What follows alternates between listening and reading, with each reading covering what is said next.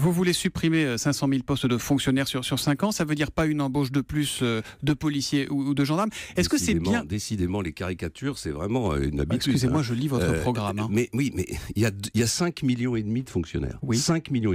Combien il y avait de fonctionnaires en 2000, à votre avis? Il y en avait 5 millions. Combien il y avait de fonctionnaires quand Alain Juppé était Premier ministre? Il y en avait 4,5 millions. Voilà. Il y a 1 million de fonctionnaires de plus depuis 1995. Je propose de réduire cet effectif de 8%.